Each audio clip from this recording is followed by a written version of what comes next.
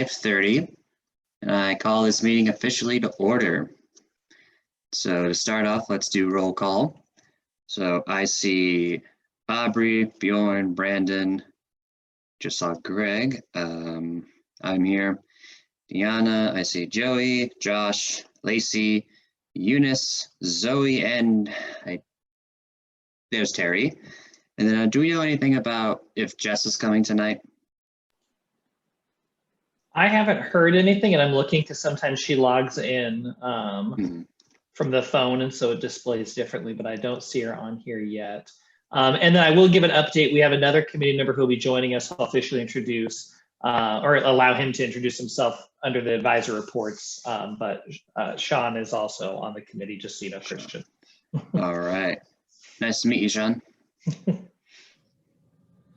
I'll save all my words for later, I guess. Sounds good. All right, so up next we have the agenda approval. Can I entertain a motion to approve?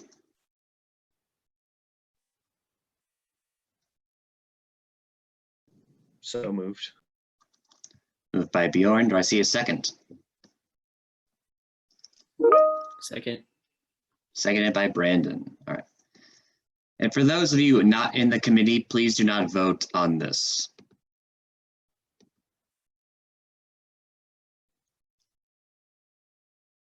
Jess is on her way. Thank you, Lacey. All right, motion approved. All right, on to the approval of last meeting's minutes. Do I see, can I entertain a motion to approve?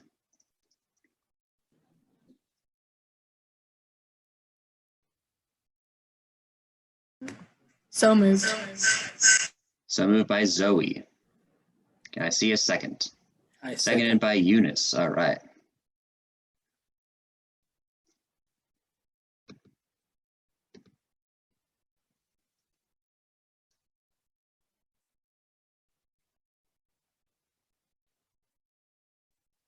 Motion approved. All right, on to reports. Today I do not have a report for you guys, so I'll move it on to Brandon. Hey everyone, I'm just giving a quick report on the survey. It's going to the Human Subjects Council to be evaluated and hopefully approved. And then that'll probably take the remainder of this week, as well as we're partnering with the Wildcat Shop for kind of like an engagement initiative for the survey. And so I'll let you know what exactly the kind of like rewards are for students who take it. But right now we are working with the Wildcat Shop to get that. And so I think we'll be good on a timeline to get it out by the first week of February. And with that, I yield my time. Thank you, Brandon. Joey, Lacey, I think you guys have any reports?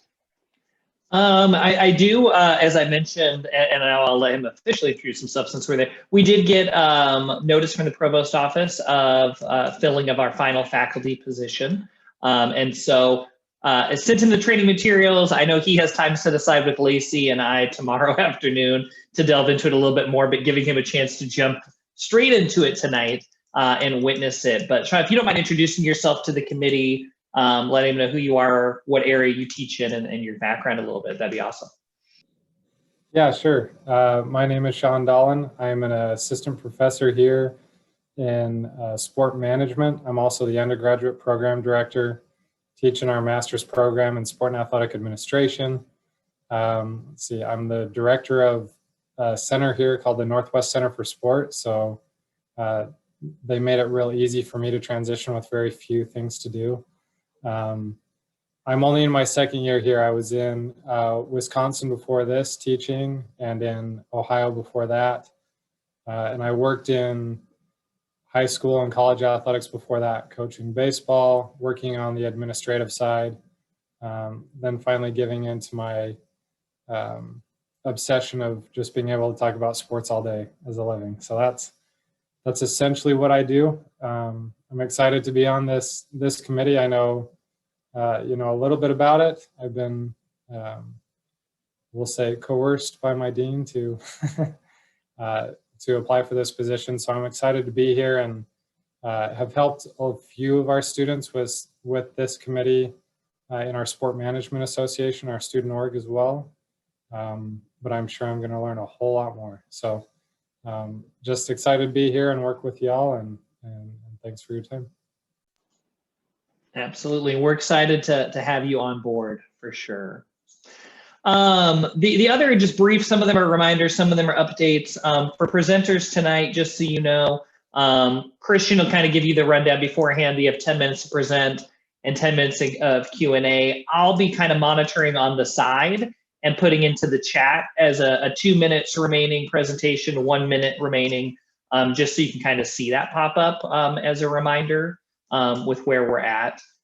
For the committee, this seemed to work well last week as we get to the question part of it. I know we're all operating differently in modality, but when it gets to the questions, you can physically raise your hand and Christian can see you on there, or you can do the little hand raise reaction button. And Christian can see those pop up too when they see there, so you don't have to hold your hand the whole time if you put your hand up. So just to keep an eye on that, we'll try and keep track when we get to questions. Additionally, if we run out of time with questions, even after we've extended, or if you all think of questions afterwards for our presenters, similar to what we've done before, and I'll give an update later tonight under communications, you can send any additional questions to me, and I'll reach out to the presenters to get answers and then publicly share them during the communications part you all have.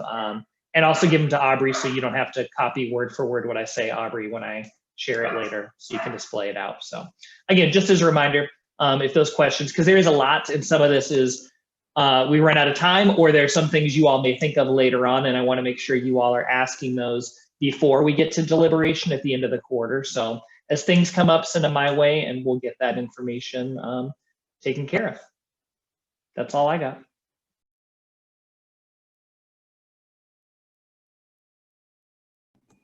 Okay, so to kind of go back to the Power BI document that we have been looking at, today we don't have any new requests or new funding requests in this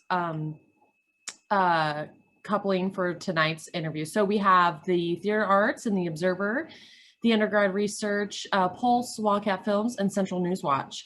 And so here, along what we have been seeing, you can kind of see their 6 years of supplement, or sorry, not supplemental, the S&A allocations that they have received. And this column here is the request that they are going to be requesting for the future funding cycle.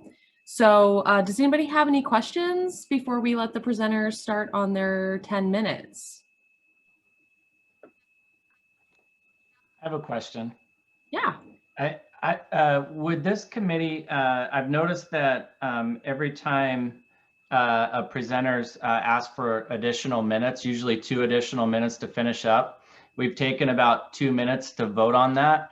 And so I was wondering if we could just give blanket approval for Christian to award 2 extra minutes to any presenter if they request, if that's something that might be possible for us to do.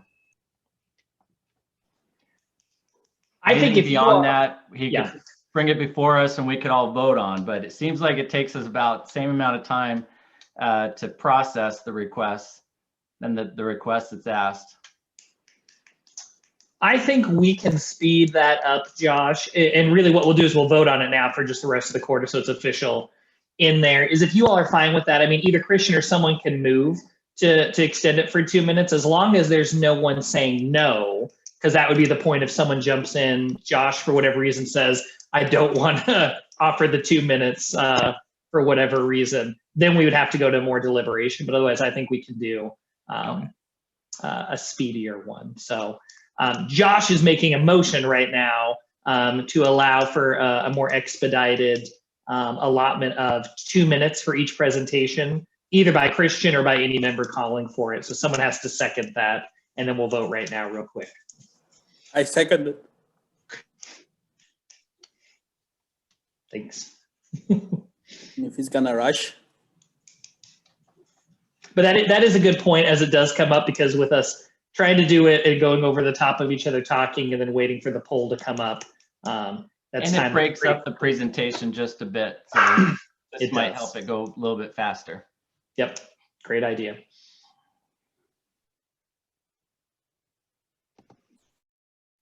And motion approved. All right, so any more reports at all? All right, so before we go to presentations, let's go to public comment. Any questions, comments, or concerns? And Eunice, I see your hand up. I like to advertise my events, So if you please let your students know or your friends know if they want to make some extra money for playing with snow. Join the Office of International Studies and Programs. We are hosting that snow sculpting contest. So what you have to do, you have to go to Herbaler Hall. If you guys don't know where's Herbaler Hall, just search on Google because not many people knows it. So what you're gonna do, you're gonna build snowman or sculpt the design and take a picture of your creation and post on Facebook or Instagram. Make sure that tag Central Washington University and we're gonna vote. We're gonna give top 3% the Wildcat shop gift card probably. So you're gonna have fun and you're gonna make some money. It's good for students, not for staffs. But still, please staffs, you guys welcome to do it too. But you guys like more creative than students, I assume. So please let your students know about this opportunity. Tomorrow is the last day. And have fun in the snow. We don't have a snow in Virginia right now, so I miss it. Thank you for I yield my time. Thank you, Eunice. Any more comments? Seeing none, let's move on to the presentations today. The first one that I have listed is Theater Arts, and that is with Christina Barragan. You have the time and your 10 minutes begins. Good evening, everyone. It's Christina Barragan. I'm she, her, hers, and I have a PowerPoint presentation that I sent along. I'm pulling it up right now. Thank you. Thank you so much. Yep, and then just tell me when to go to the next slide. Okay. Basically, the base request for theater arts covers a few different specific areas, and they include, next one, please. They include employment in our fabrication shops. It includes continued reduced ticket prices for students essential to the theater productions, continuing opportunities for career development at conferences, both as presenters and competitors, and for enrichment kind of activities, and continuing recognition of work and of effort in the student body. Next slide, please. The first one I'd like to talk, this is the explanation of who we are. I get a little overexcited and forget about my slides.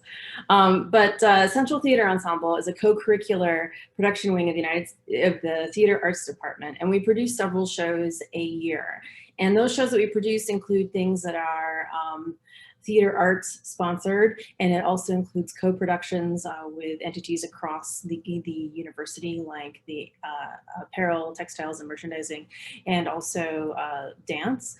And it also includes other groups from around the university that use our spaces, and we also support rentals.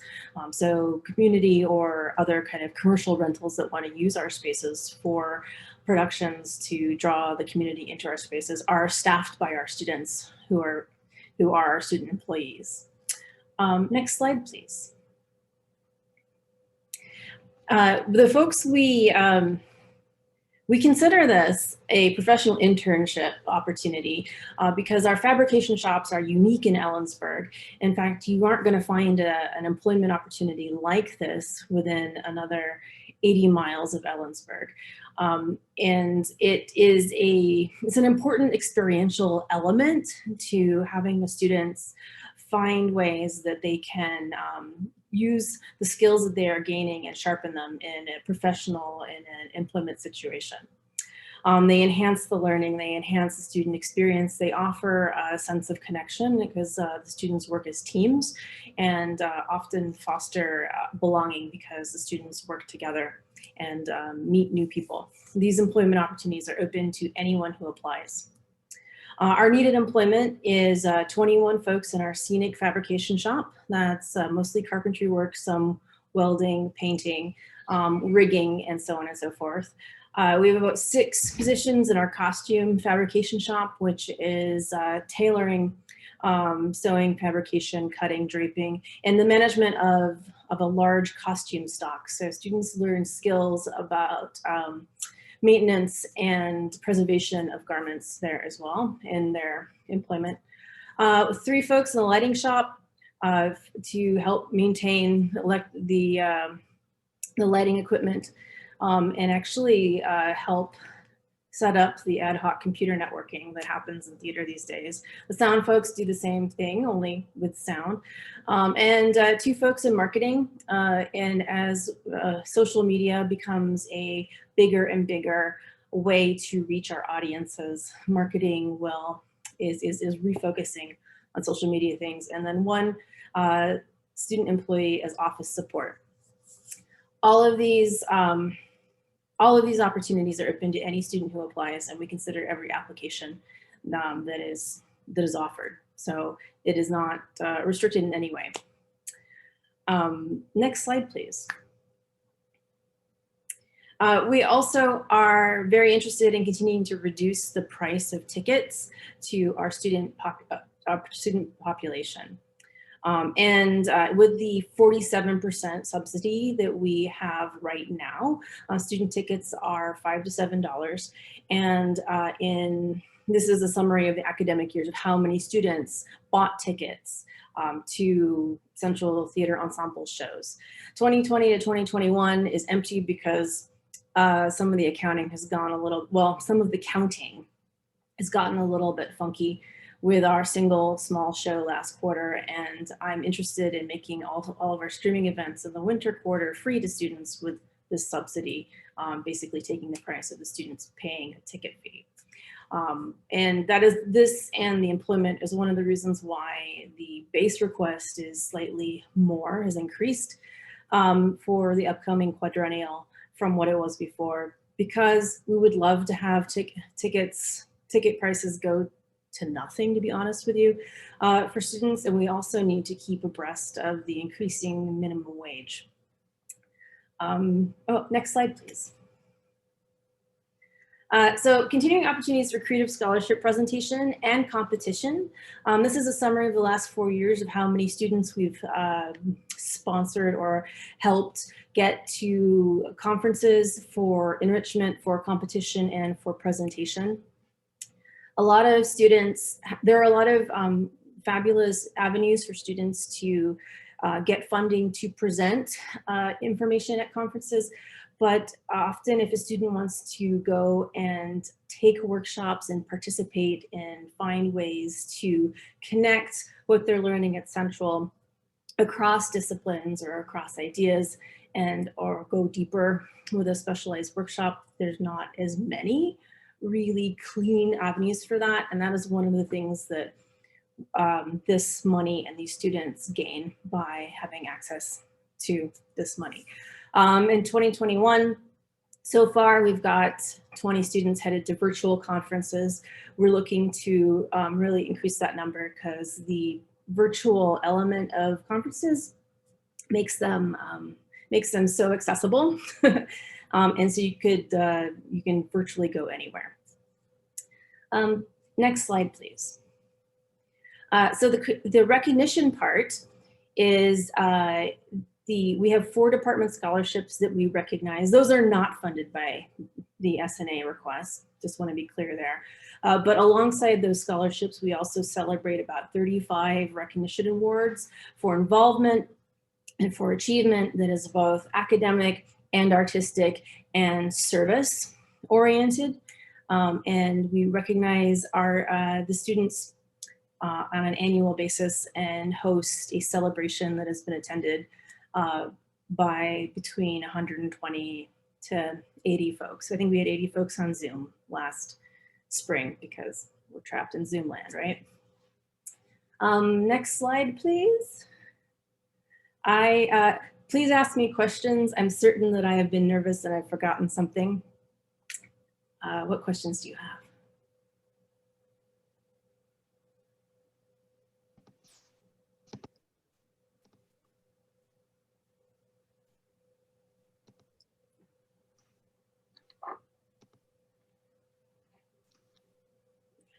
I have a question. Fantastic. Christian, can I? Yeah. So we'll go Eunice and then Brandon. All right. sounds good. Brandon can go first.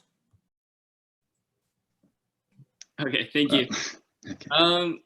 So I was just kind of wondering, I mean, looking at the projected for this year, I know we have like a 4K rollover. Is that accurate? Like we're not planning on having any programs or any, I guess, any expenses, looking at like our projected expenses or budget for this year? There was a rollover from last year, and there will most likely be a rollover from this year that is the employment money that we haven't spent because many of our student employees have chosen a safer environment and have stayed home for their virtual studies or have not been interested in working in a face-to-face environment.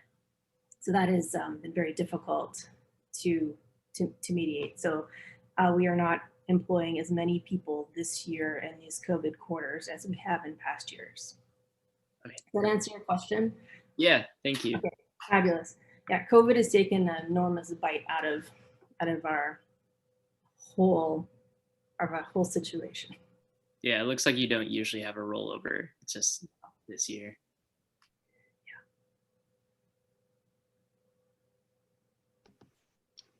And I believe Eunice had a question next.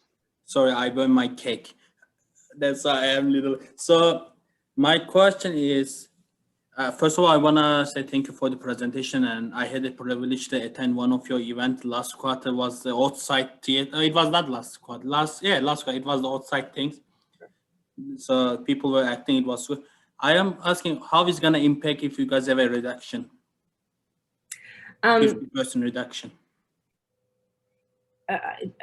Did you articulate a specific amount of reduction? So, about the, like, if you had a cut on your S&A funding, how is going to impact your department? We would be unable to employ as many students as we do or as we have in the past, and we would be unable to further subsidize student tickets. And we would be unable to fund as many students conference. And clearly the recognition would need to take another form. So yeah, we would, I think we would have to think very, very carefully about which goals are our priorities. Keeping up with minimum wage is a very large priority for us. And secondly is the subsidizing of student tickets and getting as many students, giving them as much access as possible. So yeah, we'd have to reduce those things. Thank you for answering. You're welcome. Thank you for your question. Also, JC has a question she put in the chat. Is about, she's asking that she wants to be certain that student employment is open to all students and not just within the department, right? Yes, absolutely. All Thank students. Mhm.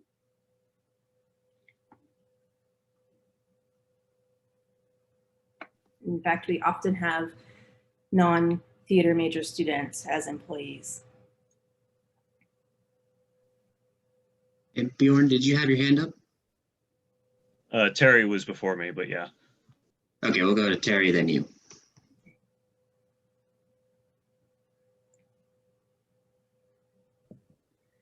That's fine. Thank you, Bjorn. My question is just to clarify on the additional funds. So part of the increase is to accommodate the $15, the minimum wage increase, right? And then I see another part is in goods and services. Could you be specific about what that is? Is that just the tickets? And if you're reducing the student price of the tickets, what is the new prices going to be? What are the new prices going to be? I think we were looking at cutting the current student price in half, so to go to about $2.50 a ticket. And the $15 minimum wage, the law says that it will continue to increase in proportion to, I should have written down the index, but it probably on an average of about 2% a year. So the minimum wage will not remain static over the next 4 years. And the increase I requested is essentially an average, or the middle part of where the wages are now, and where they, if everything continues as it has done for the last few years, where they will probably end up. I'm not an economist, but I did my best to estimate that, because I do know that it will continue to increase. Does that answer your question?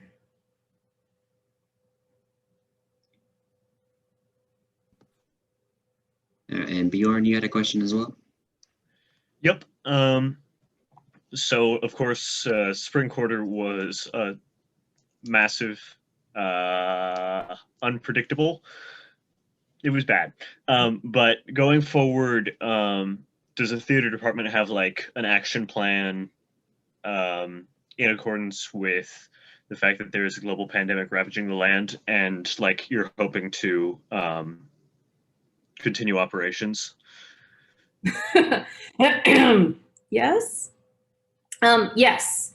The ravaging of the global pandemic is particularly poignant for the performing arts because we're a live thing. And having that taken away means we need to reimagine ourselves. And the production that where did the little box go? That Eunice talked about earlier is one of those experimental kind of outings. How can we do theater in this world? So we are exploring that. We are constantly wrestling with how to do it in the most safe way possible, often with a margin of safety that is perhaps greater, but honestly, we don't know, right? The university is talking about returning to face-to-face operations with some restrictions in the fall. I think that sounds amazing, but we do proactively plan with Plan A, which is awesome, and Plan B, which is with what restrictions should we be looking at, and Plan C. And one of the things that we have discovered as we have moved things online and are streaming things is we're discovering the glories of access when it comes to streaming events. This quarter, all of our productions will be streamed to the computer out of the necessity of preserving a safe and working environment for everybody, but also in order to get us in front of as many eyeballs as possible. So yes, we continue to wrestle with how we need to move forward and how we are meeting the objectives of being culturally a culturally relevant and a cultural piece of Central Washington University's campus. And it is an active thing. and the goalposts are moving all the time. So yeah, we're not sitting back and waiting, we're trying to figure it out. Which is tremendously impressed that you guys continue to operate even amongst the total fiasco of 2020. So best of luck. Thanks. Well, and some of those innovations include the dialogue series that we've put together, having artists of color talk about their work, and that's a streaming event as well. So the outcome of 2020 is multi-pronged when it comes to finding our way forward.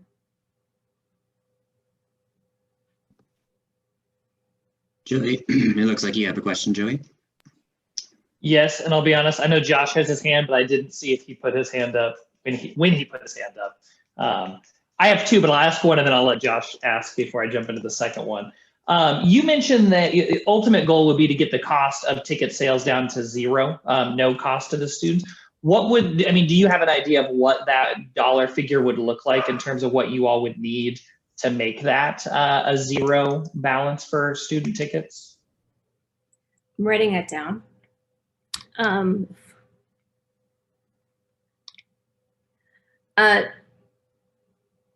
Right now, we are. This is where we really need to get into where the rubber hits the road with the numbers of what the buyback is. The average ticket buyback has been about $12,000 because based on the number of student tickets we've sold, and that's about 47% of the student ticket of the general admission price. So 47% times $12,000 is about 47%. So if we doubled that, we would look at needing about $24,000 a season to cover what we have historically been selling as far as student tickets. And that is a bit conservative, but it's a good place to start. The increase each year, the requested increase is only about $2,000, which is not that $12,000 again, but it's a start. So the answer, the short answer after the long answer is about another $12,000 a year.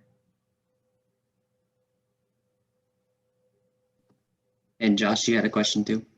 Yeah, I did. Hi, Christina. Thank you so much for presenting. I had two questions. Let's see if I can phrase them in a way that makes sense. The first is, and the background on it, I was surprised to see conference travel for students included in a base funding request. My understanding was that was typically done through the supplemental process, at least my experience on this committee. And so my first question was, has it always been part of your base to fund student travel? And then the second question is a follow-up to that. If this committee were to remove that amount and say, instead of putting it in your base for 4 years, we'd rather have students come every year to request that, what negative impact would that have? To answer your first question, has it always been a part of our base? It was a part of our base request last quadrennial, and I believe the one before. Before that, I can't claim knowledge. And if you removed it, then it could become difficult for our students to go. Generally, there's a regional conference that our department has been pretty heavily committed to and involved in. And our region is gigantic. It's parts of 9 states, as far away as Alaska and Colorado and Northern California, as well as Idaho, Montana, and everything in between. So the students, so travel does become a component of that, a really important component. And every single dollar matters to every single student. And often folks won't plan to go if they don't have a sense up front that they have funding that will significantly help them to get there.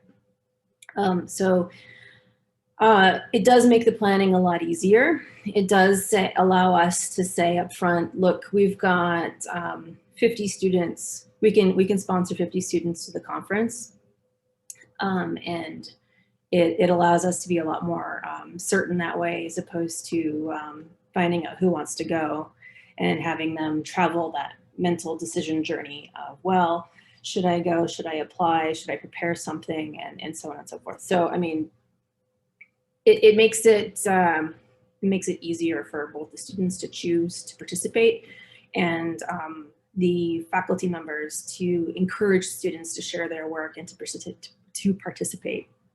And like I said earlier, there are clear avenues for folks who present, but not so many clear avenues for folks who want to go and participate for the enriching experience of going to a conference and seeing what a conference is, without necessarily the pressure of competing or presenting, but with the goals of experiencing, networking, and participating in workshops, which is generally the nature of the regional conference that it is KC-ACDF, the Kennedy Center American College Theater Festival. And there's a few others. USITT, United States Institute for Theater Technology, is another favorite for our design and production students. That is a national conference, and gosh, the last one of those I attended was in Fort Lauderdale. So that one's kind of a haul and a huge financial commitment, and we see students with interest, but with reservations when the price tag is that big. And so, yeah, I don't know. That's the big babbly answer to your question. Okay, we are currently over time for questions. So we can either email some more to Joey and you'll give it to Christina, or we can extend time if there are any more burning questions. Seeing none, thank you, Christina, for your presentation. Very nice. We appreciate you coming out. My pleasure. Thank you so much. All right. Up next, we have the Office of Undergraduate Research. And with that, we have Brandy Wingers and Erin Cohn. Well, hello. Thank you so much for having us. I'm going to go ahead and share our presentation. I am Brandy Wiegers from the Office of Undergraduate Research. I've been the director as of this last September, and I am very glad to be joined tonight with my administrator, Erin Cohn, and our grad assistant, Brooke Ryder. And we're just looking forward to talking to you about the Office of Undergraduate Research. Often we call it the OUR, which has a goal of promoting scholarship, undergraduate research, and creative activities in all academic disciplines. And of course, my cat has been ignoring me all day, and the minute we start talking. So with that, most likely the way that you have heard about us is about our source event, but OUR is larger than that. We support student research, scholarly, and creative expression during undergraduate work at Central with an annual showcase, grant funds, and professional development. And so my goal is to take and talk about each one of those components quickly today. As I said, the thing that most likely you've heard about is SOURCE, Symposium of University Research and Creative Expression. This happens in May, and it's a chance for undergraduates and graduate students to present their academic work to other scholars. And that includes students, but also professors, community members. It's really a great broader community event. Often there's posters, presentations, oral presentations, creative expression performances, and constructed and creative projects. In regards to numbers, over the last 5 years, we believe that around 2,291 students have presented their academic work in some form of presentation at SOURCE. In 2019, there was, I'm sorry, the first one should be there was that many presentations, and then sometimes presentations have more than one student. So we estimate in 2019 that there was 500 different students that presented. And in 2020, even though we had to go virtual at the last minute, it still had more than 250 student presenters with around 22,000 different views of those presentations, which tells me that it wasn't just mom and dad, right? Other people were logging in and looking at it. There was also 800 comments on those different presentations. We are going to be virtual again this year, and we've set a large goal in regards to the number of presentations, and I can address more questions that you likely have about that at the end. In addition to this presentation, we also provide funding support directly to students for doing this work. This includes grants for them to take and present their work at professional conferences. Those have been virtual grants this year. This includes research and creative expression grants. So this is funding chemistry supplies for our chemistry students, as well as gift cards for students to take and do sociology research, all sorts of different supplies that students need in order to do research work. And we also have a new experiential research and immersive studies and arts grant. This is a new grant specifically trying to better serve our students in the college. And it's a new grant, so we're still working out the details, but it is available for anyone that's on the call. That is due next week. So if you're in the College of Arts, we encourage you to check that one out. But through this program, there is thousands of dollars of the S&A funds that are directly going to students to support their academic work and professional development beyond the classroom. So we're really proud of this component of our office. Those are the two things you've likely heard about. We also want to take a moment. Oh, and of course the numbers. So you'll see, similar to the other programs, we've had a reduction in regards to the funds requested for fall. But when I talked with our partners here on campus, they said that fall was really hard to get the applications together, but a lot of students were planning on submitting next week. So we believe that we will have success in getting more numbers next week. Beyond the funding for source and scholarship support, we also provide professional development programs in our office. This includes a summer grad camp where we meet with students and create and review applications to talk about postgraduate experiences. This has been especially great in supporting our students that are first generation college students and are just trying. It provides great support over the summer to think about how to transition to that next step. We also provide support in providing new and transfer students introductions to what research is. This has been a program that we hope to even grow this next year. And we also provide faculty mentorship support for new and experienced faculty working with undergraduate students. That's been especially important in this year. We were able to put together resources for how to do virtual research, which is something that we've all had to learn how to adapt for. Beyond that, we also are trying to provide scholarship leadership on campus.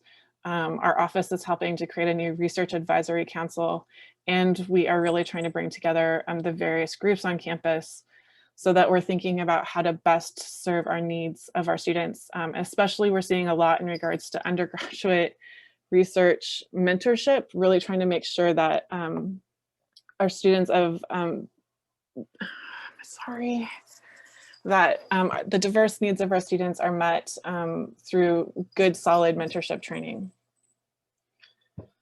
In regards to the funding that you've provided, OUR has received more than 11 years of support. This is the records that we have, though, is that we know that we've gotten 11 years of support from this group to fund the source and student experience grants. And as we said, we were able to take and leverage your funds to directly go back and support students. We do not currently employ students with S&A funds and do not plan to do so in the future. In regards to then where the rest of our funding is coming from, we are under the provost, and we provide a lot of collaborations between different parts of campus. Source and the funding support are both supported with campus-wide committees. We also are able to take and partner with professional national organizations, including the Student Opportunity Center and the Council for Undergraduate Research. These are groups that support both students and faculty in research work. And we've worked with mentoring and campus training. So you'll see that we're trying to take and partner as we're doing these things. Finally, you had asked us to address how we fit into the mission. We really see ourselves as preparing students. We're providing that support to the out of classroom experience that's so crucial in taking and bringing your full major experience together. We provide the support on how to take and produce research and scholarship and creative expression, and provide the funds and mentoring to do that. We also are really crucial in regards to the Central Destination 2025, the goals that we have to increase retention, persistence, and completion. So we are providing regular updates and are committed to taking and supporting those goals in regards to the university having for increasing undergraduate research and creative expression. So we've committed to increasing the number of participants in research and creative expression, increasing the involvement at the university centers. We are really focusing this year to be able to better give you a count of how many students are doing undergraduate research, and we're continuously hoping to take and build our summer programming. And something that we also hope to leverage is possibly trying to do a fall event where we would be able to take and use the spring events to really have students showcase the work that they've done over the year or over the summer, but in fall have first-time experiences for students that come back from summer or internship experiences and be able to talk to students about what they did in order to take and set themselves up to do that research and internship. Sort of not just talking about the science or the creative expression, but also talking about that person part, that people, how they themselves set themselves up for those experiences. So we wanted to show you what we've done and where we're hoping to go. And I think that's right at time, hopefully. So thank you so much for listening to us, and we look forward to questions. As I said, it's going to be me and my colleagues answering questions tonight. So thank you.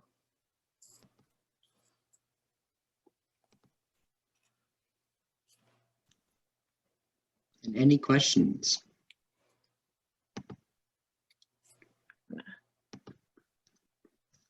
All right, let's go Brandon and then Eunice.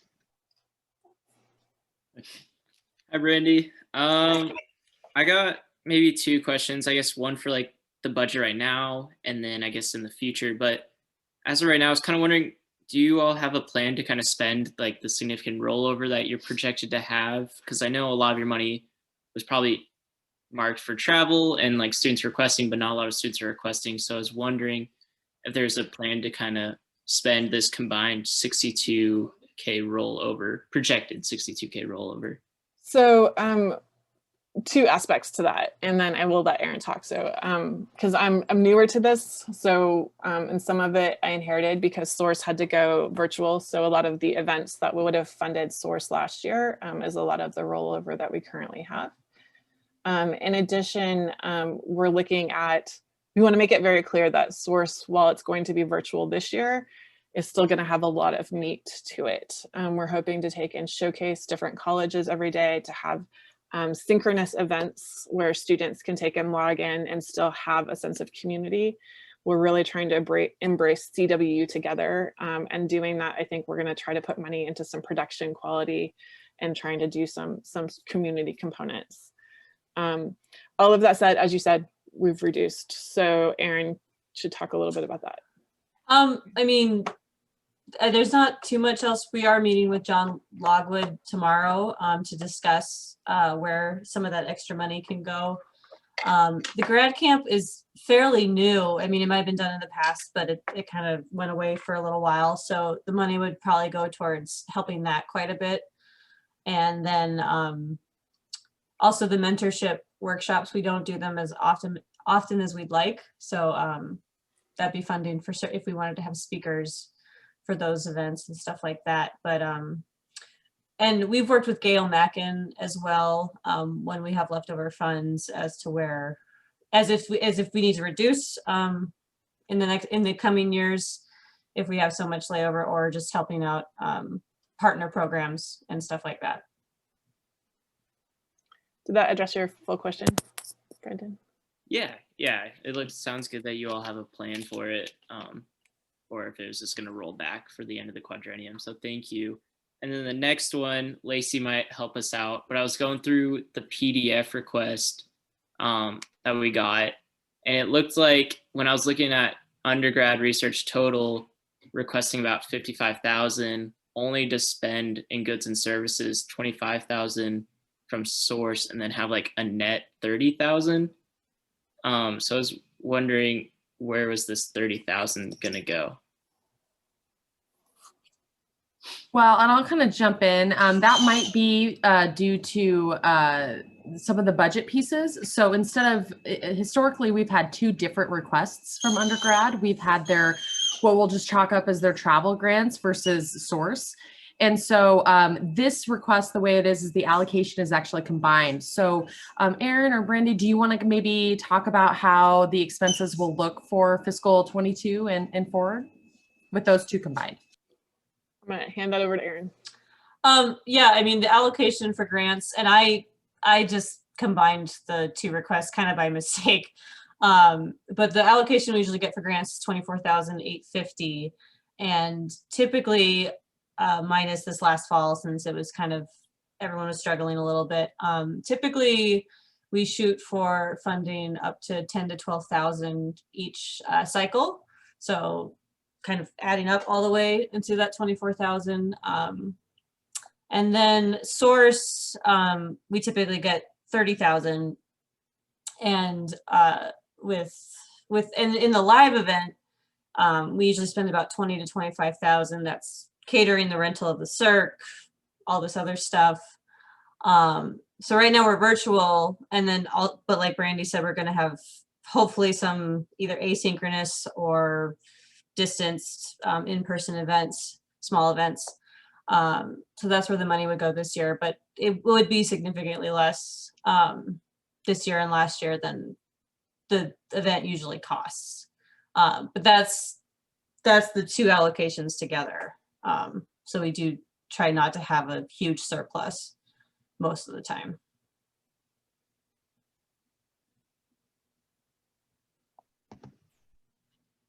And I believe Eunice had a question next. Yeah, I just have quick questions about when I look at the PDF. So there's a one expense that says $1,000 for repairs and maintenance. This fee actually not going for students. What is this $1,000 paid for? I'm not really sure. Just, do you have that, Brandy, or? I might jump in here. That category can tend to be a facility charge. I don't know if that would be relevant for your area or if you would know what that means, but that category usually goes to facilities. Okay, I'm just curious about. Oh, okay, then yeah, that would probably go towards the rental of, we use the Mary Group Center in the past and stuff like that. So just rentals for our meeting spaces for the workshops. Okay, thank you. Sorry for the question. Oh, no, it's okay. I believe Bjorn had a question as well. Yeah, you've mentioned that you're trying to substantially boost student involvement in source and undergraduate research, and that's extremely commendable. I wanted to check what specifically is being done to encourage that kind of participation. Well, we are meeting as a committee, of course, like in a week. But our goals right now include just better organization in regards to the information to faculty and students, just trying multiple takes in regards to how to publicize that. We're looking at possibly using part of our publicity budget that in the past we would have used for posters all over campus to possibly do mailers. Again, just really trying to get something into people's hands and something slightly different. I think that I will admit for myself, I'm so sort of used to at this point, nothing is going to exist this year that I'm used to, that we're trying to take and have that message of hope and excitement around it. And so we're hoping that this is a means by which you didn't get to present somewhere else, come to our event. You didn't get to do this. And we want to take and look at that broadly, especially in regards to as we think about who should be presenting or how we're going to present. Did that address, Bjorn, what we're thinking about? Yeah, it does so well. Thank you. Okay. And we also are really trying to emphasize, trying to reach out to more colleges. I think when I first took this job as a member of COTS, it's easy for me to think about how to best support COTS. But we're trying to take and use our membership and our committees to make sure that we're broadening. An example of that is how we were able to take and create the arts grant so that we aren't, right, like they said, this doesn't fit our needs. And so we broadened what we're doing to better fit the needs of a broader campus. So if you have other ideas like that, to anyone that's on the call, we'd love to hear it. Thank you. It looks like Terry. Yes, Terry, then Lacey. Hi, thank you. Actually, what we were talking about leads into my first question, which is what is basically the spread across the colleges of student involvement? Great question. So we were looking at the data. So I took over the position in sometime September, and we had sort of data for the last several years over lots of different places. We were able to take and condense it down a little bit, so I can show you a little bit of what we saw. I apologize, we have it stored, so I don't have the numbers off the top of my head. And I may be really silly, but I'm gonna go ahead and share this. And highlight. So you'll see that these are the presentations. I'm going to specifically focus on College of Business as a means by which to focus on. But if we do a comparison compared to many years ago when we had sort of COTS being a primary focus, I do think that we're seeing a broader diversity of who is presenting at source in regards to this. We're also hoping to better track, is it just first year students or senior students, and have a better report to present to you that's not just a bad Excel spreadsheet to be able to share by the end of the year. So as of 2019, which I think is like what we should count, like 2020 shouldn't count as much as 13, 36, 37. So a better broad, that does not make any sense. Those numbers don't make sense. Okay. Do you They do make sense because it was out of total numbers of presentations and I didn't have the colleges for all of the presentations. So these were out of the colleges that I could identify because not everybody, again, when you have 6 years of data, you can imagine every single person made the spreadsheet different. So drove me a little, yeah, so we're working on it. That's totally fine. Do you have any idea of percentage of students that are online or West Side students?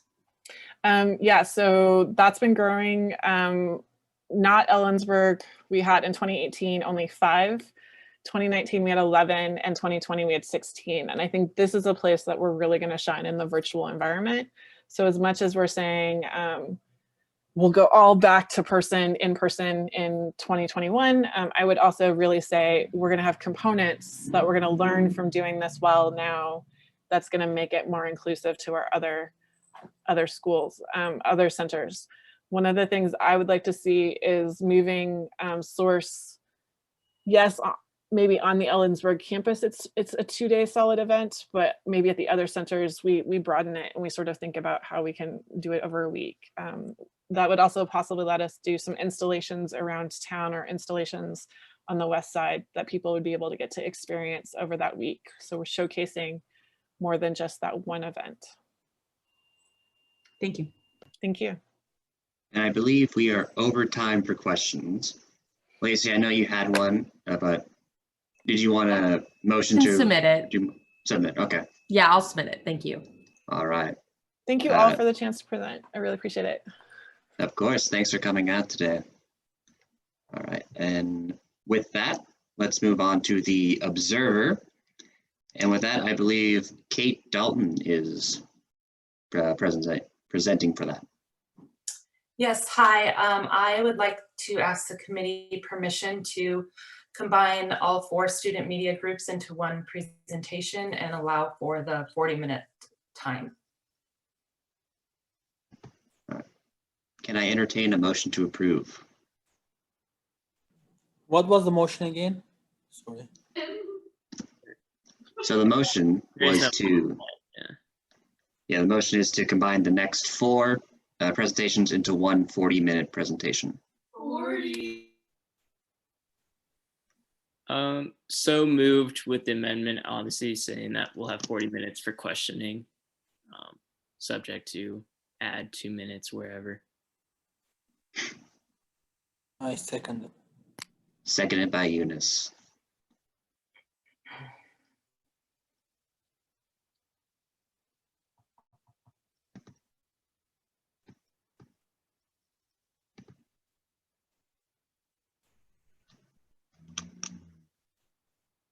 And the motion has been approved. So with that, you guys have 40 minutes to present. Okay, thank you. I'm going to share my screen here.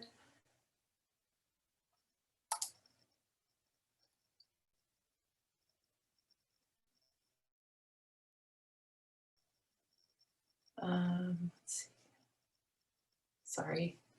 Okay. I think you guys are seeing the wrong screen. Shoot.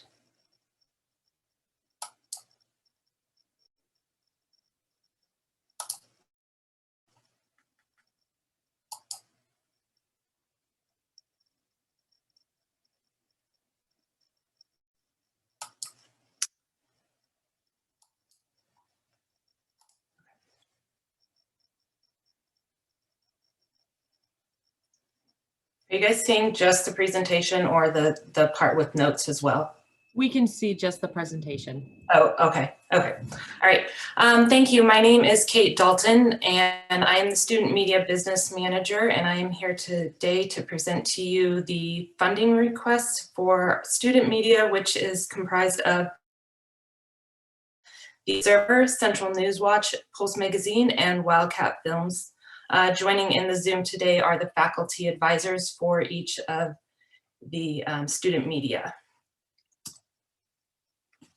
Within this presentation, I am going to give you an overview of what student media is, its impacts and benefits, the collaborations across the university, our funding history, and staffing and organizational chart. Those elements of the presentation will apply to all of student media. And then after that, I will go into the specific request for each student media outlet. So what is student media? Student media is specialized opportunities for students to work on campus and gain experience in their field of study and interest. It offers a hands-on work experience in education and practical application. Student media truly encapsulates a live, learn, do approach. It's 100% student generated and led. Students are in control of content. It encourages intellectual inquiry, exploration, and application. Student media supports students' First Amendment rights, and it serves the whole campus community. The impacts and benefits of student media, the overarching theme here is that it gives all students a voice.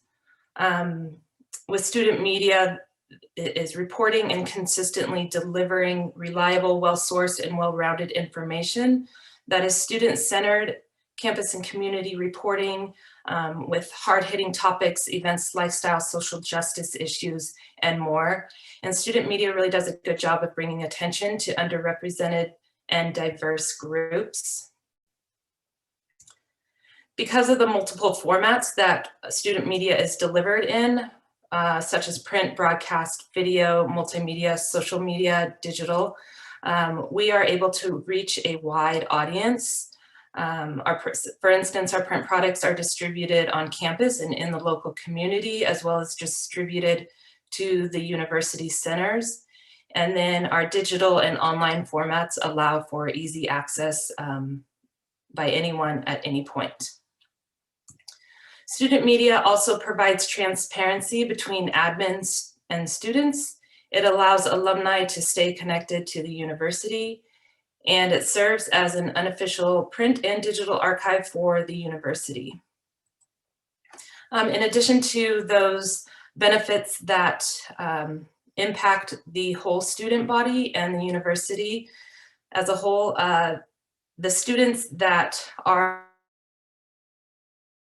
engaged in the production and producing of student media are experiencing networking and career building opportunities, leadership and team building opportunities, as well as practical application of learned concepts. Student media really is an opportunity for students to it's a culmination of their learned concepts in life and through their educational career and apply it beyond the classroom. The collaborations and engagement is across the university and within the community. It's with a diverse range of groups and interests. Some of those include live sports coverage, cultural event coverage, local and global community issues, social justice issues, entertainment, breaking news, and campus life. This is our organizational chart. Student media is housed in the College of Arts and Humanities. And under that, the communication department houses the Observer, Pulse Magazine, and Central News Watch. And then the film program houses Wildcat Films. The student media business manager position is the only paid staff. And that position oversees all of the student employees. And at any given time, there are between 35 to 40 student employees among the 4 media outlets. A little bit about our funding history. All 4 outlets have historically received funding. The non-student employment is currently it is being funded at 20% by S&A, with the Observer picking up that 20%. That 20% comes out of the Observer's budget. The College of Arts and Humanities picks up the rest of that funding. We are asking 100% funding for the non-student employment position from S&A, and the justification for that is that 100% of the non-student employment job duties go directly in support of students and the student work that student media is doing and the distribution of those products on campus. The distribution of funding is in line with past requested distributions. And what I mean by that is that, say, the ratio of like student employment to our goods and services budget is, the ratio is about equal. The exception to that statement that I just made is Central Newswatch. They have received the cycle that we're in right now is the first time that they have received funding, and 99% of that funding went to student employment, with very minimal expenses for some travel, workshops on the west side, office supplies, and some promotional swag. All right, without further ado, I will get into the specific request for the Observer. The Observer is probably the most recognized and well-known media outlet just because of its legacy history here at Central. So the Observer is a weekly student-led newspaper reporting on news, events, and issues that impact students, CWU, and the local community. Our total request for FY22 is just about $76,000. 49% of that would be for student employment. 14% would be for non-student employment, and again, that's the student media business manager position, and 37% would be for goods and services. This slide gives you a breakdown of what the student employment entails. All of these positions that you see here are positions that are currently being funded. There's the editor-in-chief, that's at the top of the leadership staff. Section editors, there are 4 in there that account for that 34%. Graphic designers, online social media manager, copy desk chief, assistants, and senior reporters. There's a little less than a handful of those. Brand ambassador and sales rep, and a delivery crew. This is a breakdown of our goods and services. This again is 27% of our total budget request. 58% of it is printing, 15% is miscellaneous, and this includes things such as web hosting, professional memberships, award entry fees, very minimal office supplies, and like a copier lease, things such as that. And then 27% for travel. All of the students in student media have historically traveled to conferences twice. Well, the Observer has travels twice per year, and those have always been funded through request of this with the supplemental funding. And we are just asking that it become a consistent precedent in our base funding. And to touch base really quick on the printing, we are still printing a product. We still see value in it, and there is still an audience for it. We have reduced our quantity, and the quantity that we print at is near the minimum quantity that a printer would print, just due to cost setup and the cost benefit analysis there. So the option to reduce our quantity is not, it's not really an option. And again, we still see value in the print product. This gives you a little bit of a overall view of our funding request and what we bring in with self-support funds in terms of advertising revenue. Some awards and achievements that provide a measurable, something that can measure the success of student media is a long and historic list of awards and accomplishments. This is just a very short snapshot of some of the more recent ones. The ACP Best of Show awards are ones that you have to enter at conferences. Place only if students are in attendance. Another notable one is the National SBJ winner. SBJ awards are judged at the regional level and awarded there, and then the winners actually move on to the national level for another round of critiques and judging. And the photo illustration titled "A Mass Shooting Generation" won the national award for that. A few other little things to note about the Observer. It serves the whole student body and it's accessible to anyone. Our digital presence is continuously increasing. We have implemented a e-edition, an e-newsletter that goes out to an email subscriber base that is continuously being expanded upon. We push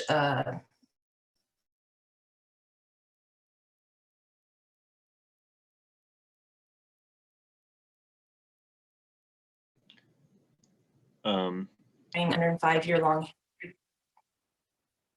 tradition of providing a service to students and community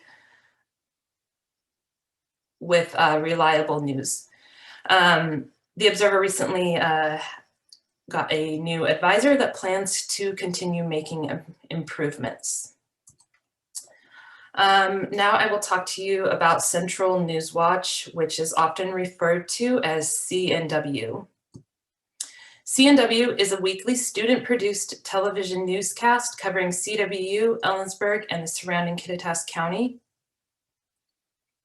The total request for Central News Watch is a little over $45,000.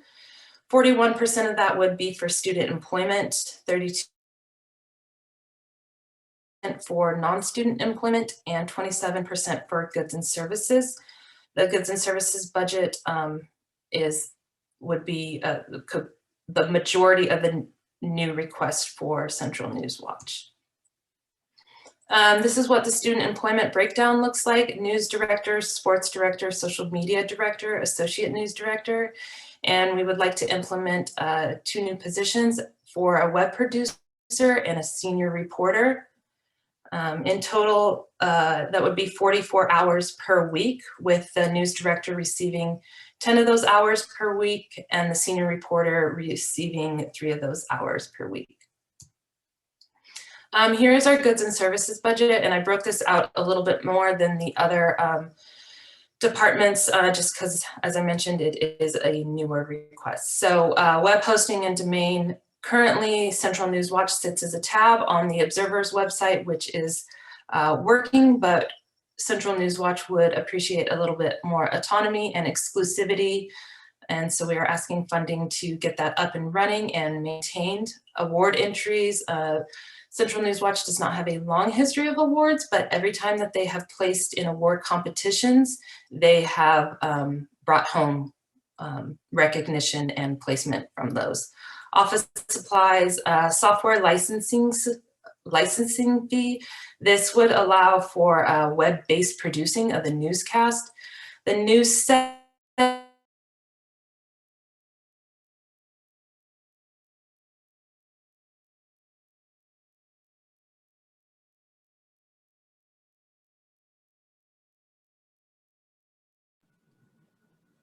Hi, it's Terry. This happens to Kate quite a bit. So let's give her a couple of seconds. It's okay. Y'all are doing great on time, Terry. Okay. Well, if she doesn't unfreeze soon, I'll pitch hit.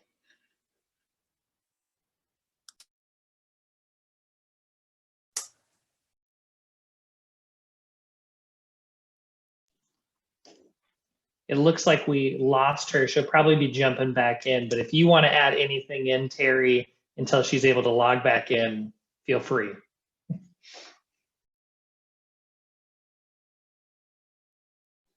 Oh, you're muted right now, Terry. That's good because you don't want to hear me cussing. What's in there is the big ones is money for a new set. Right now, this new set we have is a piece of plywood sitting on top of 2 sawhorses with a skirt around it. And if anybody happens to put their hands on one end of the desk, it will flip up and over. So it's not pretty, and it could be dangerous. So we're looking for money to get a real new set, which would also allow us to kind of expand the type of work we do. Right now we can kind of take straight on shots, that's it. But if with this new set, it would allow us to do maybe more live interviews, maybe do more, like we could do debates for the student government, that kind of thing. And then the other one is equipment. News cameras get old fast. And while we've been making do with smartphones and that kind of thing, some stories really just need the real McCoy to get it done correctly. So Kate, I kind of pitch hit for you. You're back? Oh, yes, thank you. Apologies for technological difficulties, as I'm sure we're all have experienced and used to. All right, so I heard Terry say equipment. The next item would be professional membership, and then travel for students to attend conferences.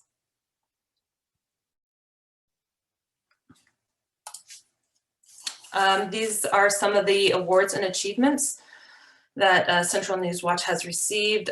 Most recently, the political rallies in Ellensburg won the broadcast news story category at the virtual ACP CMA conference this fall. The reporting on Deputy Thompson's memorial by Daisy Hernandez won in multiple competitions. And then a few things to note about Central News Watch is Central News Watch more than quadrupled their Facebook followers within the last, well, within this, the time that they have received funding, but they've also added Twitter and Instagram to their social media repertoire. Central News Watch is the only video broadcast news source for Kittitas County. People really look to it for reliable broadcast news. It has a high postgraduate job placement. Many of the alumni come and act as guest speakers or mentor, and it serves the whole student body with access available to anyone.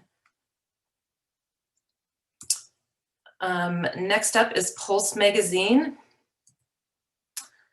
Pulse is a quarterly student-led lifestyle magazine covering issues that impact students and the CWU and local community. It's a highly visual component of student media with very impactful graphics, photography, illustrations. The total request for Pulse is just a little over 49,000. 36% of that would be for student employment. 36% would also be for goods and services, and then 27% for the non-student employment position, which again is the student media business manager position. So 36% of the total budget request for student employment, there's the editor-in-chief, the creative director, director of photography, social media online editor, assistant editors, brand ambassador, and summer.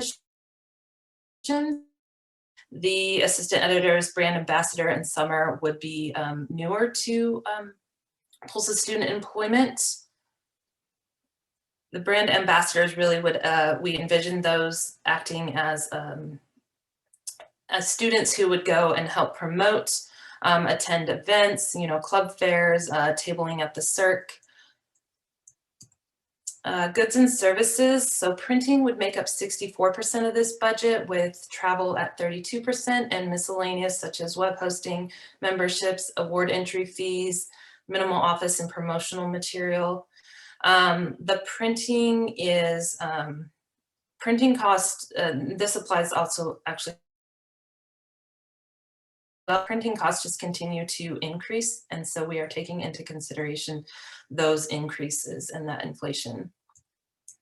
This gives you a brief overview of our funding request compared to the self-support funds that Pulse brings in through the advertising revenue.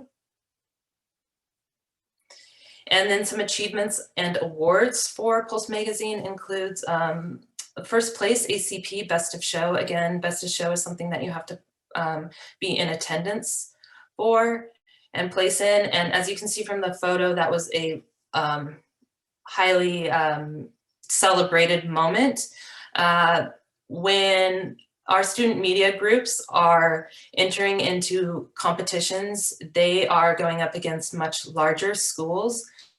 And the long history of them receiving awards really speaks to high quality and high caliber production and publishing that they do. Another one to point out here is the CWU President Student Diversity Award in 2018.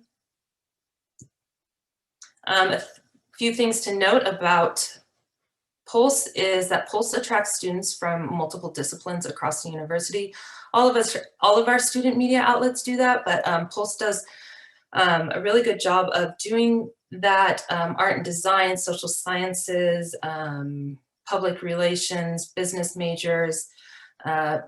Students really see Pulse as an opportunity to for creative expression and to be part of something where they know that their voice is going to be heard and make an impact. We will be changing the format and the frequency of Pulse compared to what we have been doing. By the format, I mean the size. It will be a little more standard magazine size, and then the frequency. This was implemented last spring when COVID hit, and we will continue doing that. And basically, this will allow for more creative freedom. Basically, students will have a bigger canvas to work with and allow for more in-depth features. All right, now on to Wildcat Films. So Wildcat Films is a little unique to student media in the fact that it is client-based. So Wildcat Films is a student-run and operated video production house that creates client-based film and video content for the entire campus to enjoy. Our total request for Wildcat Films is a little over $47,000, 24% for student employment, 29% for non-student employment, and 47% for goods and services. The goods and services budget is significantly more just by the nature of film videography and making films.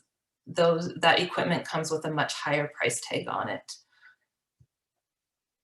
The student employment breaks down as such. The president, a VP of marketing, a VP of administration, a videographer, and this videographer would be dedicated to videographing consistent clients such as S&A, the S&A committee when those happen in person. And then a handful of producers that would act as the lead producer on some of the client-based projects. Our good services budget, so that includes the equipment, a few miscellaneous items, again, such as web hosting, professional memberships, award entries, and then some travel.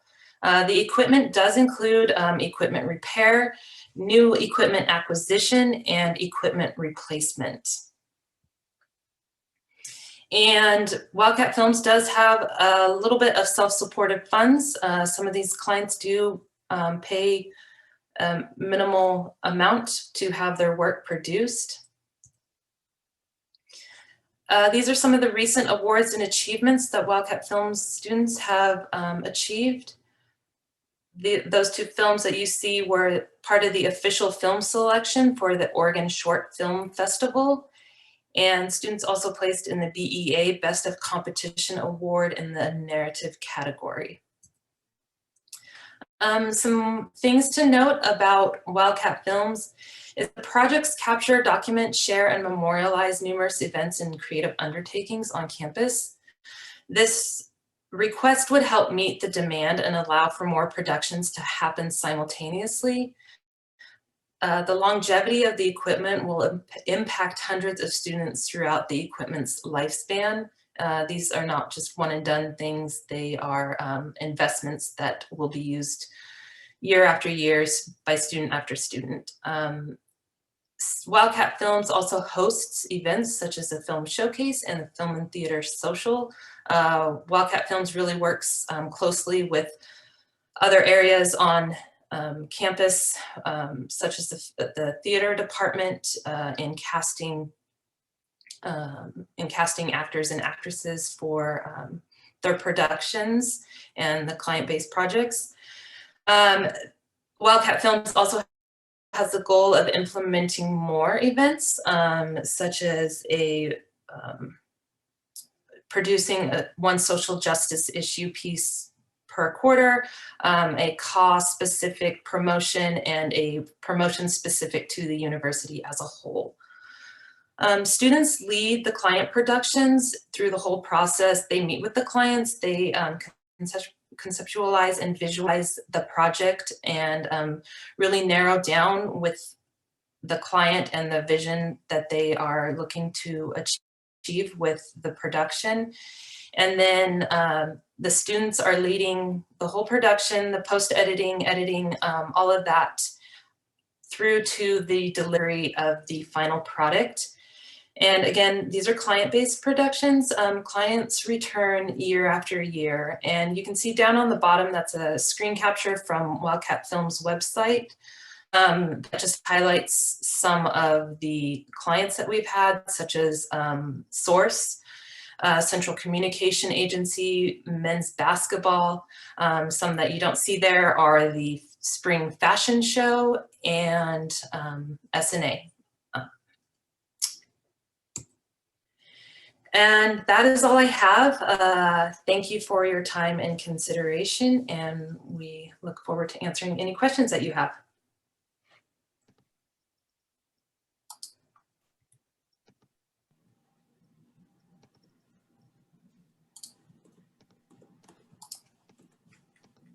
Any questions? Just had one in the chat. Christian, if you want to share, I mean, I'll just. Yeah, here it is. Here it is. Is involvement in your programs directly tied to enrollment in any courses?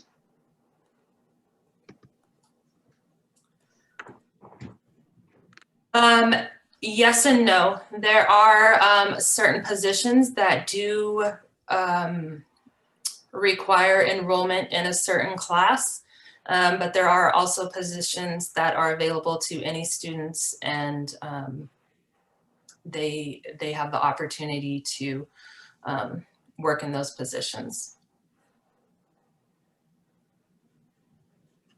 Can I ask a follow-up to that, Christian? You're muted, but I'm going to assume you're saying yes. Yes, you and then Eunice. Kate, with that, is that the case for all 4 of them? I know for the committee to know with some student positions with the course, but some open. Is that all 4 of the student media units have that? Yeah. Yes. Okay.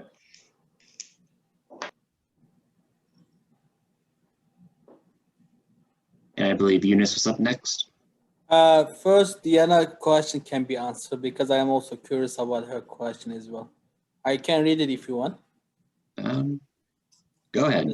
The submission request for over 14,000 for non-student payroll. Can you justify why student funds should pay non-student employee when that student money can be directly spent to impact benefit to students? Essentially, if the majority of employees fall under the college art of humanities, I think, then why can't the department fund non-students? I think it's better. So that's a very good question. The short and direct answer is that 100% of the student media business manager's duties go in direct support of the students and student media objectives and distributing student media products. Currently, the College of Arts and Humanities is funding the majority of that position. 20% is being funded through the Observer's base funding.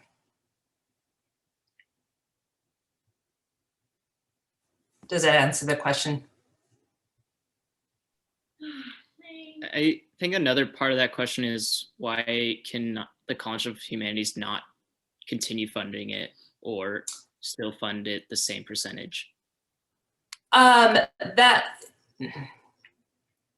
It's not something that's off the table. It's just something that we were kind of advised to come and request the full funding from the S&A committee due to the fact that 100% of the duties go in direct support of the students. So it's not that the College of Arts and Humanities to continue funding that.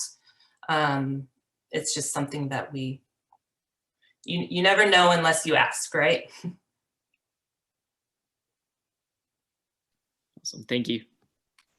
Yeah. And so I see Terry and Bjorn's hands up, and then we'll go to Eunice. Thank you very much. So I have a couple of questions. First of all, I kind of following up on Jesse's question. So you said some of the positions require student enrollment in courses. What percentage?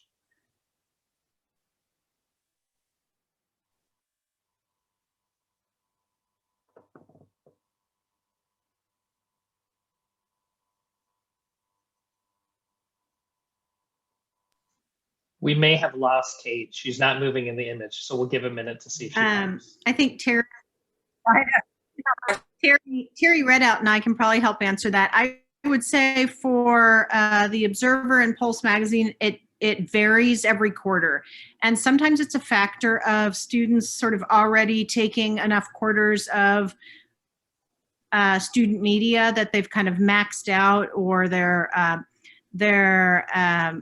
got enough experience with the media outlets, and just in terms of their academic requirements, they don't have space to fit the credits, but they'd still like to continue working on the student media outlets. In some cases, they're simply doing more work than the credits account for. And so they may sign up for credits, but we offer the additional paid positions because you can't put in every week, particularly on the Observer and Central News Watch. Terry, do you want to add to that?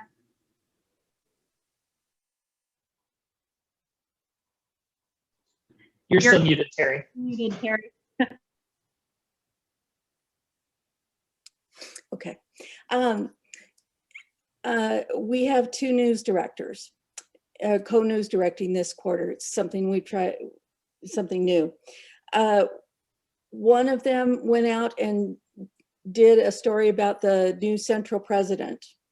And then also And that took up pretty much all of their homework hours, you know, to do that story. And then on top of that, they set up a new, they were setting up the Instagram account and getting work done so that people could help start posting on Instagram.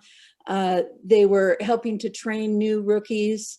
They were reviewing scripts along the way. And so it's just additional hours to what they're already doing that's required for the class. And because we've had those additional hours, that explains why we've quadrupled our followers on Facebook, because we suddenly have somebody who has time to post our stories to Facebook and to run the social media and to run the web page, those types of things. Whereas, you know, if it was just students who were just doing the homework hours, we wouldn't get anywhere. So it kind of sounds like to me that most of your students and your student positions are people who are taking a student media class. In my case, that's true with CNW, but mostly because we have equipment issues. You know, when we're not in a COVID situation, we're in a studio where there's a lot of high tech, high price equipment, so we can't just let anybody in. You know, whereas I'm not gonna, well, I'll speak for Jen, but you know, when Pulse is doing a layout, well, graphics people absolutely fit in there and they have that skill set to come in. If we had a better control room, I would be bringing graphic people in to create graphics for our newscast. But we don't, so we don't. Yeah. Somebody's added to that question on the chat that asking if taking previous media classes is a requirement, if concurrent enrollment is not. And the truth is that if we see students enrolling in student media that have not taken, that are not journalism majors or graphic design majors or photography majors, who have not taken previous media classes, I personally will always reach out to them before the quarter starts and talk to them about kind of their past experience, what they hope to contribute to the media outlet. In most cases, like Kate said in her presentation, Pulse does get probably the most number of students from outside of our own program involved. And, you know, I think that speaks to its reach to the campus community. But for example, this quarter we have a student from the music program who just really wants to write about music. So, you know, we were not going to turn him away because he hasn't taken a media class before. He has experience in music that is going to be valuable to us at the hour of putting together a really cool story on music. And I've got experienced journalists who can edit his story. I've got the photographers who are experienced enough to visualize that story. I've got the graphic designers who have experience to visualize that story. They cannot rise to the leadership positions, which are also the paid positions, without that previous experience. There's nobody that steps into a managerial position in student media without previous student media experience. Okay, a couple other questions. You mentioned conferences and the Observer, you said your students go to 2 conferences a year. Where are they going? Where? Yeah. Yeah, so they change every year actually. Associated Collegiate Press and the Society for Professional Journalists. So they will be generally somewhere in the nation or the region each year. And so the location changes, and with that, the cost changes each year. So they're doing those conferences are in very, yeah, Terry? Yeah. We sent. Say that again, sorry. No, those are, so you're going, they're not regional. They're not like, you know, driving to Seattle. They're going to national conferences. And how many students are going? We usually send, I think from Observer, maybe 4 to 7. Sorry, Kate, did I interrupt? I was just gonna say Observer sends about 4 to 7 and Pulse usually 4 or 5. Okay, and and Newswatch, I'm not sure, probably around that number. Okay, Central And- Newswatch, we don't have money for conferences. Okay, and last question. So it looks to me like the Observer is generating about 25% of its budget in self-support, but the other three are getting almost none in self-support. Is that right? Yep. Yes, that is And an accurate Terry, I number. will tell you, if I could, the reason why Central Newswatch can't do it is because when we're not in COVID mode, we go out over a public education government station that does not allow advertising. So, I will like to. But then that's why we want the web page, is that we can post things on the web page and maybe start getting sales that way. That's what I was going to add, is that a website would allow us to have a source for digital advertising revenue specific to Central Newswatch. All right, and I think I had questions from Bjorn, Eunice, and then Brandon. All right. So we looked at the Power BI at the beginning and noticed a substantial fund increase, which made me go, "Whoa!" Is that a function of adding the conference funding to the moving it from supplemental requests to the base funding, or is there something else that's being added in there? I apologize if you said this before. I am a little bit scattered with the presentation. No, that's okay. Good question. Yes, the travel plays a significant portion in that, and then also the request to fund the non-student employee position at 100%. That is, again, would be split evenly between the 4 media outlets. So each media outlet would be funding 25% of that non-student employee position. Gotcha. Thank you. All right, Eunice, then Brandon. Okay. So my question, I mean, I have 2 questions. The first, like Terry said earlier, that they don't have a money for the traveling conference, but the money you guys request, that should be specifically for travel. I don't know how that money is. You guys don't have money for that. Also, like there's a travel restrictions. I don't know how the students gonna go to travels, because we're not gonna know what's gonna be next year. And I am sure you guys haven't used that money for traveling this year because there's a travel restriction for all CWU employees. And my other question is going to be, I'm just curious as a student, because I never heard about Wildcat Films before. And when is the last project you guys did, like they did? And also you guys say customers, you guys also ask money from them to pay the services, right? Do you want to hear from Terry first or from me first about Wildcat Films? Whoever respond, I don't mind. With Wildcat Films, we do charge it's a greatly reduced rate. We do not charge what professionals would charge for producing a video for a client.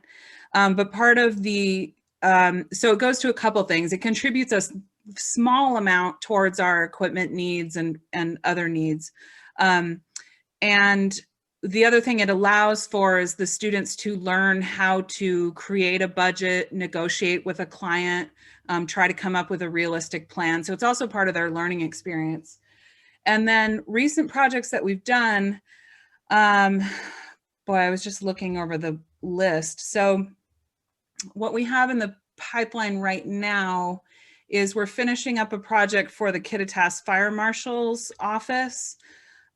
We are finishing up a promo that shows how the film program is existing during COVID, because obviously we've had to make some huge changes.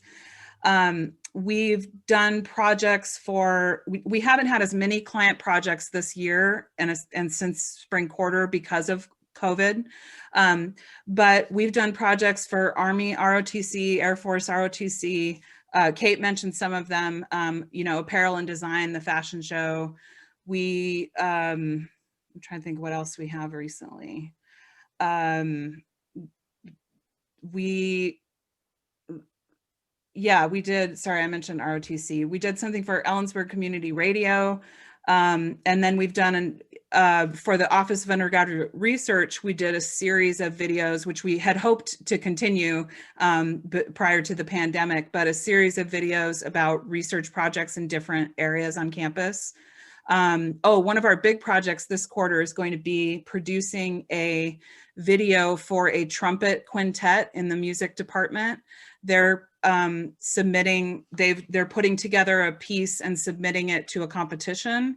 And because of COVID, it needed to be on video, and part of their the requirements was that it was supposed to be creative. And so they wanted to, you know, work with some folks who were more experienced in creating something on video. So that's one of our big projects this quarter. So those are just some examples. And my last question is going to be very quick. And I mean, basically for department has an increase on the budget from last year and at least 15K. So what's the main reason? I'm just trying to understand what's the main reason that you guys increased the budget, requesting more money? That goes back to including travel in our base funding request and the non-student employment funding for that position, 100% through S&A, split evenly between the 4 media outlets. Thank you. And Eunice, if I could say, Central News Watch, when we were funded 4 years ago, we asked for, I can't remember how much, we got 10 grand. We danced all night long because now we had money to help get students paid in order to improve our program. One time when we say travel, it's not just conference travel, it's travel like when the women's basketball team is playing a big game over on the west side. We need to travel over there to cover it, those types of things. So that's part of the travel as well. And I would also add too that the Observer, I believe that their base funding has been relatively stable. Kate can confirm that, but you know, as kind of the more legacy outfit, they've been requesting and receiving a pretty standard amount that is used appropriately each cycle. Pulse and Newswatch are newer to this. And the truth is, when you make a base request, you guys know this better than anyone, it's a bit of, you know, you kind of pull it out of your hat of what you think you're going to need. And then you start to see as the 4 years go on that actually you probably should have requested, you know, a bit more or allocated it a bit differently, or there's things that you just didn't even think of that you could have requested. And so I think for both the case of Pulse Magazine and Central Newswatch, and Wildcat Films I know a little bit less about, but for the two cases of Newswatch and Pulse, I think it's also just kind of readjusting what we originally requested 4 years ago. And with us, you know, it's our first time, and we just kind of needed to prove ourselves to you. And I think we have. And so now we're saying, we're good. We're making good use of the money. Can we have a little more, please? Thank you for you all to responding to questions. Thank you. Brandon, I believe you had a question as well. Yeah, how much time do we have, Joey? We have 20 minutes left of the 40 minutes of questions. Almost and I exactly. can make a motion for you, Brandon. Don't worry. Lacey, do you have their Observer kind of like PDF file on hand? Their financials? Yeah. Pretty much just like the one that shows like their funding as of like, I think 11, 13, 20, where it shows like the 18 actuals, 19 actuals, 20 actuals, and the 21 forecast. Actuals and forecast. Yes, I have it. Okay. Bear with me. Could you possibly share your screen with that?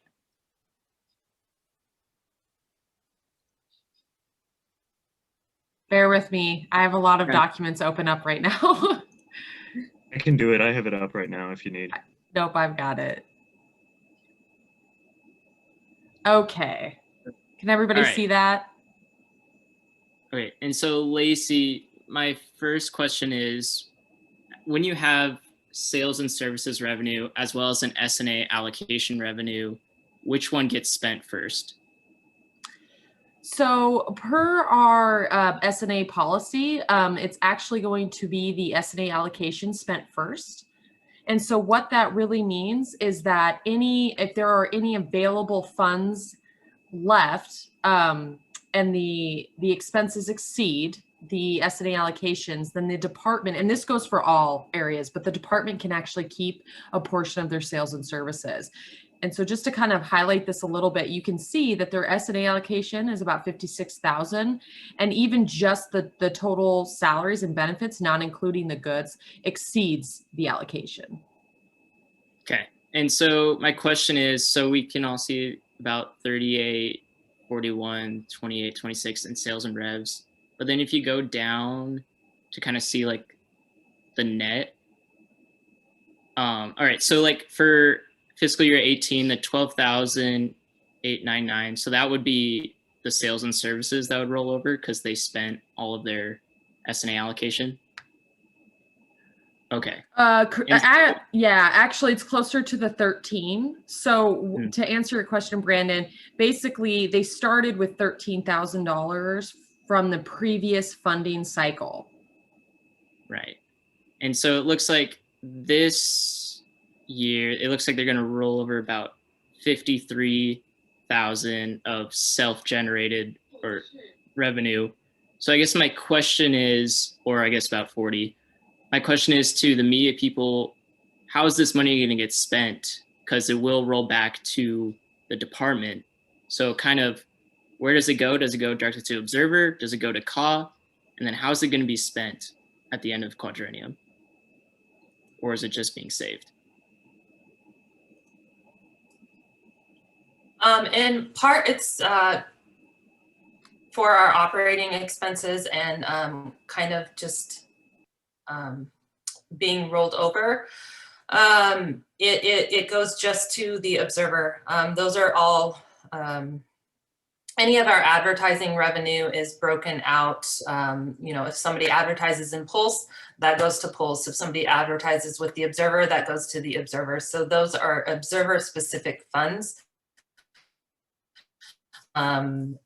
And so the Observer would be the ones responsible for utilizing those and putting those into play. As far as how it would get used, it would be part of like our overall operating budget, and also saved and rolled and continue to roll over. Do you all know how much is currently in your savings? I can pull it up. I know that, well, we're expected to have that fund balance, but that fund balance has been needed year after year to roll over and account for our operating expenses, and in part advertising revenue. So what was originally expected and requested for this current funding cycle, that advertising revenue, we have fallen short in that, and that's kind of been across the board, industry-wide, really. Print advertising is down significantly, even at your local newspaper, the Seattle Times, whatever it may be. So that's an obstacle that we are actively working on overcoming and pushing more of that revenue to our digital online sources.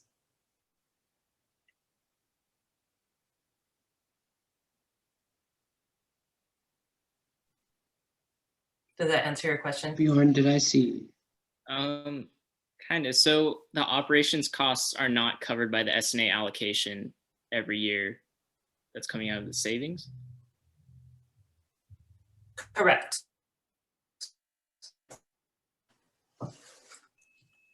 So our advertising revenue and our rollover is needed for our total operating costs.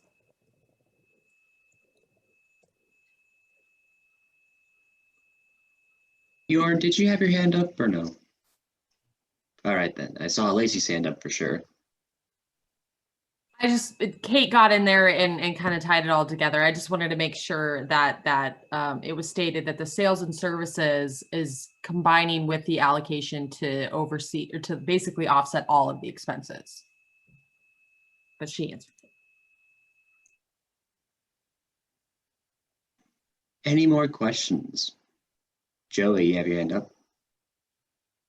I apologize if you covered this already, but either Kate or Maria, can you, when we look back at the Wildcat films, the fiscal year 18, 19, 20, and 21, so your annual report that you submitted in here, it looks like 19 and 20 had a significant drop in expenses. We went from about 21,000 in expenses in 18 to just over 5,000 and just under 10,000 those next 2 years, which is considerably below what the allocation was. Is there what happened with those 2 years to kind of make for that substantial drop in the expenses? Yeah, well, we had an abrupt change in advisor from the previous advisor to me. And so there was, and then there was also later an abrupt removal of the film program from the comm department. So things were in major flux. So we kind of made do with what we had while we tried to get all our ducks in a row. And then I've been trying for a year to make a large purchase request because we had all this money. I knew that we had a lot of needs, especially as time went on and our needs weren't being filled. So I've been trying for a year to make a large purchase request. And I'm about to resubmit it again and hopefully get it approved. But it's at the discretion of the dean. So yeah, I can't really speak to why we weren't allowed to make those purchases prior to now, but I think maybe we're at a good point now where the dean understands better our budget and why we want to buy what we're buying. A lot of it is because one of the needs that we have in Wildcat Films that is different from the film program is that we get a lot of requests to do multi-camera events like the fashion show, like we're going to do a multi-camera shoot for this trumpet quintet video. When we produced a recital for the Ellensburg Rock Academy, which is a collection of music teachers that put this group together and basically put on a rock concert, and we shot it. And multi-camera shoots really require a different type of camera and a different type of setup. And the other thing is, as we move forward, we want to have a switcher that we could shoot something like for theater or for another department. We could shoot even if it's not live streaming, but we could do live switching. So, and we don't currently, we're not able to do that. And so when you don't have cameras that are set up for multi-camera shooting effectively, and you don't have live switching capabilities, it is a long post-production process to edit a multi-camera shoot. And so anyway, so I don't mean to get into all that, but those are some of our needs that we've been trying to fill with this big purchase order. We just haven't had it filled yet. And I hope, I'm crossing my fingers that that's happening this quarter. Thank you. Yeah, and I would just like to add really quick to what Maria said. She pretty much hit it spot on. When I first got in my position, we were about half a year into the current funding cycle. And a lot of the those funds were earmarked for larger purchases that would happen later on in the 4-year cycle. And then, of course, due to COVID and the spending freeze and the need for the approvals and just that added layer of approvals, again, has kind of put a wrench into that. And we are well aware that those funds are there, and if we don't use them, we lose them. So we are definitely actively working on that.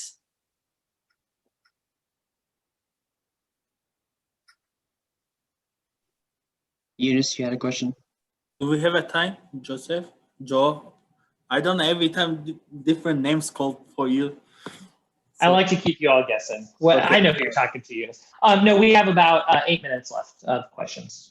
So I asked one question to Lacey, so my question is going to be about, again, Wildcat Films. So when I look at the Wildcat Films website, it says like there's a lecture, seniors. So what I am understand from the presentation also, so when I trying to say that this is under the Department of Art Community, so which is a professor, the old people who are employed by under the Wildcat Films website, seems they are payroll of the art of departments, right? So this S&A, no? Well, I guess, can you repeat the question? So I am just curious about the S&A fee. This S&A fee are paying the professors or the staffs for the Wildcat Films? No, I have my normal salary as a professor, and then we pay the business. We pay a portion of the business manager salary. That's how it's. I think Kate covered that earlier. And then we actually haven't done a lot of paying of our employees, because we have to make sure, the thing about Wildcat Films, which one of the things that's different from the other media outlets, is we don't have a regular thing that we're producing. So sometimes we have lots of clients and tons of work, and sometimes we have less and we create our own projects. It's only if we feel that there's more work than students would normally get for the number of credits that we would apply, that we request employment funds. So some quarters, like this quarter, I didn't feel that we were going to have enough work for that. So we did not request any funds for student employees. So yeah, I don't know if that answers your question, but yeah. So most of the money you guys request for Wildcat Films is for the equipments, cameras, right? Yes, the majority of our funds go to equipment, replacing equipment, repairing it, or yeah. And my curious question, very quick, is about, have you guys tried to work partnering with the CIRC or the other departments, which is they do same job what you guys doing actually? Because like, I know that there's different departments doing recording films or meetings. So have you guys tried to partnering with these departments so you can also collaboration together and also reduce your fees or something? Well, really the only meetings that we have covered for them, as far as I know, are the S&A meetings. That's not really our specialty, because it's not, that's not what our film students are trying to learn, is covering meetings. So we do it, and it's certainly needed, but that part of it is not something we would necessarily be seeking out.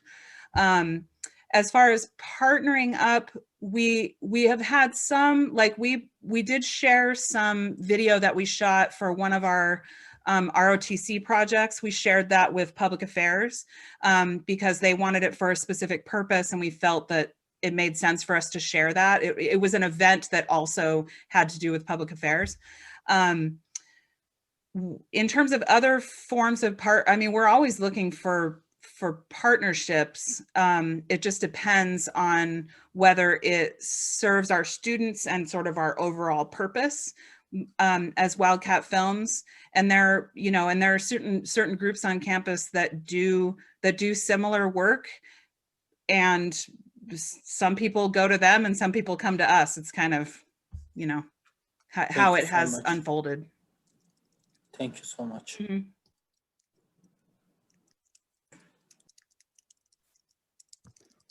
Bjorn, Bjorn, did you have a question? Yeah, kind of clarification on Eunice's question. So salaries funded by S&A are the business manager and occasionally student employees if that goes above the standard course load? Oh, for Wildcat Currently, Films, sorry. the student business manager is, yeah, so currently the student media business manager position is only funded at 20% by the Observer. The College of Arts and Humanities picks up the 80% of that funding for that position. So Wildcat Films, Pulse Magazine, and Central News Watch do not pay any portion of, do not fund any portion of the non-student employee position. Okay. And then the students, Eunice, I think you said you mentioned that you were looking at Wildcat Films website and you were probably like on the About staff page. So Maria Sanders is the faculty advisor. All of the faculty advisors are there, they're there for mentorship, advising, and kind of helping direct these programs.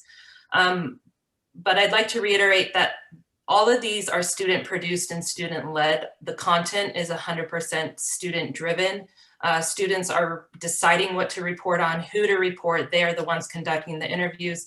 They are the ones behind the cameras in the newsroom. Well, not right now, everyone is remote right now, but laying out the pages, designing the illustrations, taking the photos. It is 100% student driven. And that goes for all 4 student media outlets. And those 4 faculty advisors are funded through the departments that they are under. So for Terry and Jennifer, that is the communication department. And for Maria, that is the film program. And all of those fall under the College of Arts and Humanities. I think you had another portion, another question in there, and I have forgotten it. So, Oh, sorry. If you wouldn't So the 8,700 in expenses for Wildcat Films is listed under total salaries and benefits. That's for when student work exceeded the normal course load and you had to, compensate them. yes, that's correct. Okay. And not every student is employed. There's designated students, the top leadership staff, that have duties and responsibilities to go over and above and beyond the normal coursework.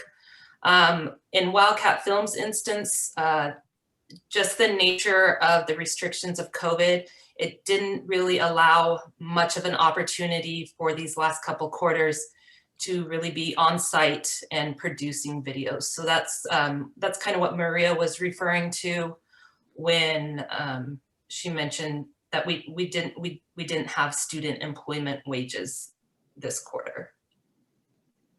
Because right now there's honestly, there's just not enough work where those students would be going above and beyond. Okay, so it would be less than 8,700 for this year. I see. And Well, also, FY well, I just wanted to mention that unlike the other media outlets, it's not necessarily guaranteed that we're going to have those management officer positions. So for instance, no one wanted to run for president, and I didn't feel it was appropriate to force a student to be president of Wildcat Films. So we just don't have a president this quarter. And so no one's being paid that salary that we would normally give to a president who is taking on a bunch of additional responsibilities and being more of a leader right now. Yeah. So Okay. like the observer is always going to have an editor, but we don't always fill our officer positions. Okay. To clarify the expenses in terms of salary for this past year, do you think it would be higher or lower if things were, you know, not burning down around our ears? It You would be mean what higher. would have happened this year? Yeah. I think it certainly would have been higher. We were really, you know, spring was a shortened quarter and it was very chaotic, as I'm sure we all recall. And then clients were not coming to us for videos, partly because everybody's budget was tight on or off campus. And so people weren't necessarily interested in wanting to have something produced. And then we were restricted in the way we could produce things. So, so yeah, everything was really kind of limited this year. And I hope next year will be more back to business as usual. And you know, when we're making these requests, it was difficult to kind of take our minds out of what we're all experiencing right now with social distancing and you know, the pandemic world, and really just think bigger and more globally, and you know, just as if things were back to normal. And so this is what these requests are reflecting. We, you know, we understand that the current situation has an effect, and sometimes you know, like a negative effect on funding in all areas across the university. So Yeah, it's certainly a tough time. So yeah. Thank you. And with that, I believe we are out of time for questions. If you guys have any other questions, you can email it to Joey, and then he'll email it to this department. Thank you guys for coming out again. Thank we you. appreciate your time. For your time. Thank you very much. And thank you for your money. We appreciate it. It's not our money, it's for students' money. Well, thanks for pushing the money in the direction of our projects that help the students and make them all happy.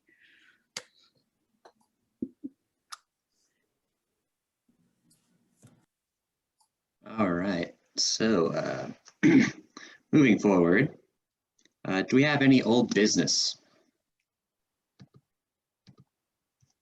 No old business, all right. About other business, communications received. I know Joey had one. Yep. And I guess I'm putting it here. I don't know, Aubrey, if you want to count it as old business or not. This is the follow-up to the questions that the committee submitted to ECLC since we ran out of time. And so I'll read the question and then I'll read the response. I will send this to Aubrey so she has it, so she doesn't have to type it, but also she can share it to you all electronically, because I know not everyone is an auditory learner. And so me just reading long responses is not going to be as absorbed for some. So the first question on here are what, and again, this is to ECLC, the Early Childhood Learning Center, who presented last week. First question was, what are the differences in the student staff's responsibilities and the practicum students working at the center? Or can you elaborate on how the two groups are utilized differently? Their response is the practicum students are here for the experience and are getting credit with the Family and Child Life program. They're receiving credit for their time here. The practicum students are not configured into the ratio of the student to teacher. They are here to observe, increase their knowledge of developmentally appropriate play and learning. They'll enhance their knowledge of early learning care and how children learn through play. Conversely, the student staff are here to support and assist the lead teacher in the classroom. They are counted in the classroom ratio. They assist with the daily functions of the classroom, outside time, meal times, activities, rest time. They're included in the ratio per licensing via the Washington Administrative Code.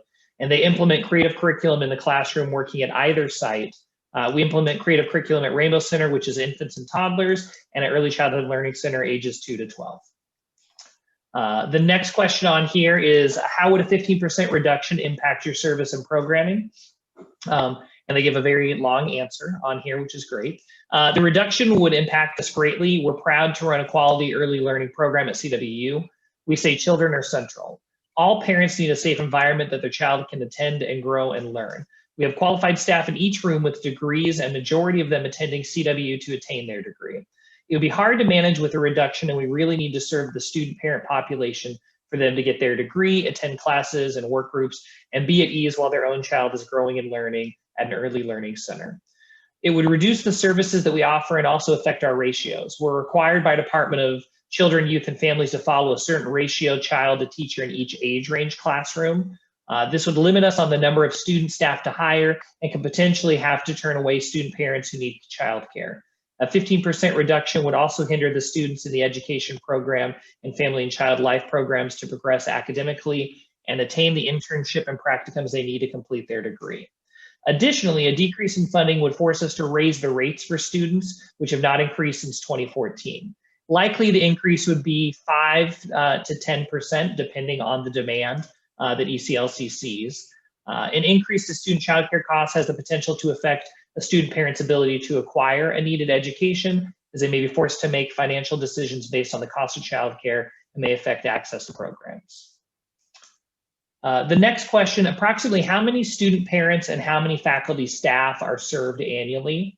The response is we are 50-50 at Rainbow for student parents and faculty staff this quarter. This isn't in here, but as a reminder, Rainbow is the infant and toddler area. At ECLC, we are a little more heavy on the faculty staff due to Green Room being a new room and offering after school age. This new room added to our program can accommodate ages 5 to 12, and the majority of these children have faculty staff parents. Majority student parents are completing or done with their degree by the time their child enters public school age, which is 5 to 6. Currently, their ratio is student parents served is 75 and faculty staff parents served is 100. It says each year is different, and we range from 30% to 40% student parents, depending on the demand, because each class can only have so many children in each one. The next question, what is the per day rate for infant and toddler for faculty staff? I'm not necessarily going to read the whole thing because it gives like time blocks. They have morning, afternoon, full day, and it's different for infant versus toddlers, but the range is for the full day is $41 or $44. I'll give the full breakdown again in what I sent to Aubrey. It's also on their website if you look at their costs that are on there. But they do break it down by the morning block, afternoon block, and full day because that's what their contracts are based on. Does the faculty staff parent fees help to cover costs of student parents? The answer, no, it does not. And then the final question that was submitted is, if you didn't have faculty staff, would you be able to serve the 57 students on the wait list with the same budget? And the response is no, we would not be able to serve them due to the age that is needed for care and the number of children limited in each classroom. So based on the number, the 57 who are on the wait list, what their children's age ranges are is really what is impacting some of those within it. So they would not be able to provide for all 57 without increasing staffing and classroom sizes. So that is the full response. Again, I'm going to send it to Aubrey right now so she can have that. She'll share it out to all of you. And similar with what we had, any questions you all have for any of the presenters tonight or even on those previous ones, feel free to reach out to me and I'll send those and similarly share them when we get the responses from presenters. Thank you. Any other communications received? All right, seeing none, I'll go to a second call of public comment. Lacey, you had your hand up. Yes, I'm sure everybody's really wanting to sign off here, so I'll try to make this quick. I just wanted to circle back on the concept of the sales and service revenue coming into an S&A budget and that process. We've talked about this a couple of times. It's kind of confusing. So I just wanted to see if anybody had, for the S&A committee members, if anybody had any questions about that procedure that we have.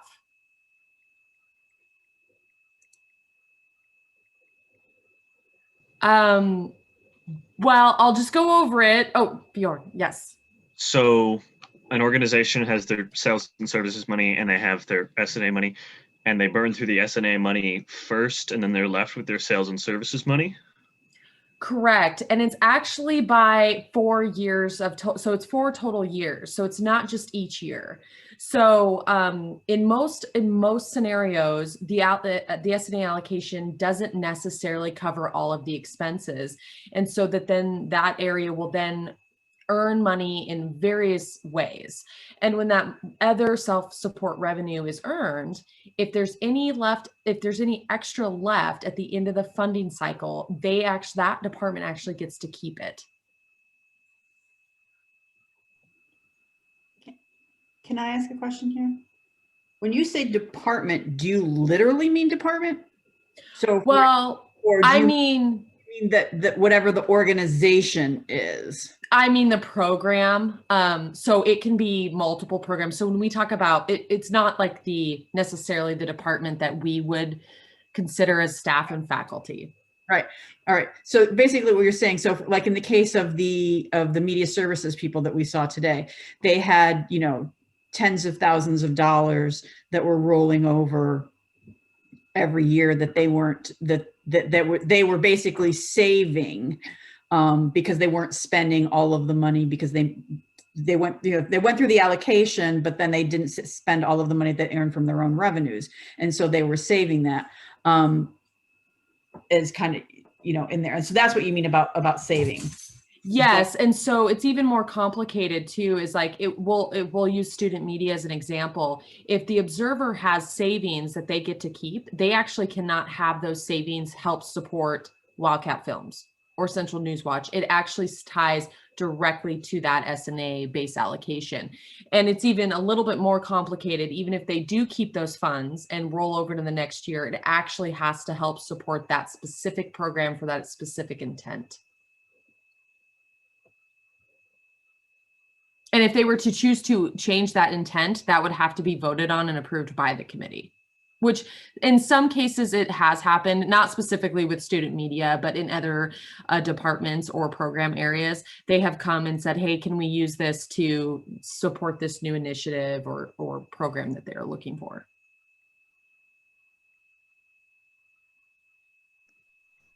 Any more comments? If anybody has any questions about that, please feel free to email me and we can talk about that kind of on the side. I know it's complicated and it does get a little gray when we talk about that, but thank you. Anything else? All right. I would like to say, Sean, thank you again for joining our group. We're looking forward to working with you again. I hope this meeting was a smooth transition for you. Yeah, it's a lot to take in at once, like a fire hose, but I'm excited.